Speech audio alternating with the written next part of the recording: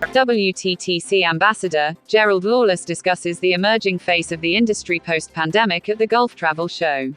In this new outlook and strategies of the hospitality industry in the Middle East or UAE, what should they be looking at? What do you think they should really be doing because at the moment, if you look at it, the Middle East, everybody's not opened up, but bits and portions are opening up. So what are your thoughts about that? I think that in all of these circumstances, the best thing to do is look at the opportunities.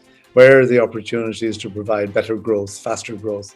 How can we evolve and develop the industry? And I think facilitating travel, well, as we used to say in the business, make it easy to buy. So if somebody wants to buy something in Dubai, they should be able to go from Muscat to Dubai and go back again if they want. I think that can only be beneficial. I think also within the industry, looking at the freedom of movement for staff.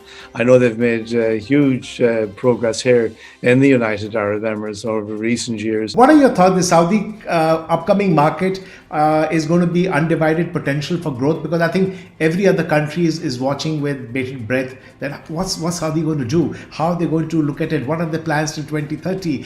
What's going to happen? So what's your thoughts on that? I think it's great for Saudi that they're doing what they're doing. They are now going to create a lot more opportunity for their citizens.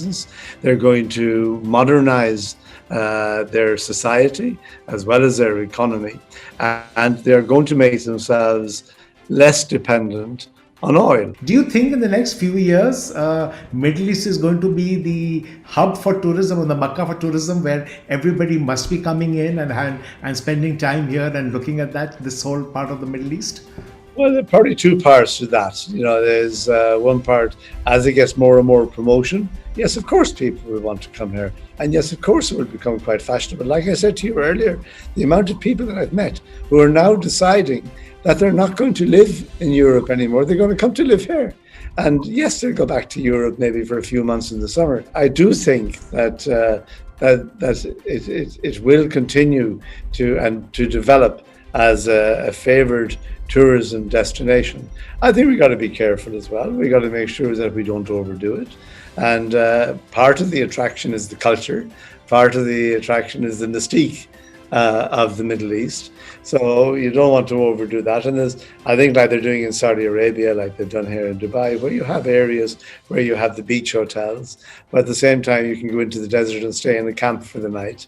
This is very important. This aspect of tourism has become so important. As a person, why do you think so with your experience? When can we look at the industry going back to 2019 levels? Don't give me WTTC or UNWTO answers. Something which you think things will improve and things will get better faster. By the time of Expo 2020 on the 1st of October 2021.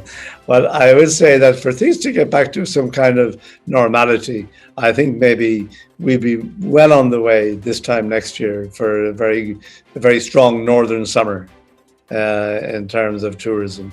And I do think that you have all the ifs, buts and maybes, but you certainly have a lot of considerations over the next several months. As per Amadeus' recent study, 51% of travellers from the UAE keen to book international. Wizz Air Abu Dhabi to start its first flight to Tel Aviv on the 18th of April 2021. Retrofitting new types of distribution into existing platforms, Travelport launches its next generation platform, Travelport Plus.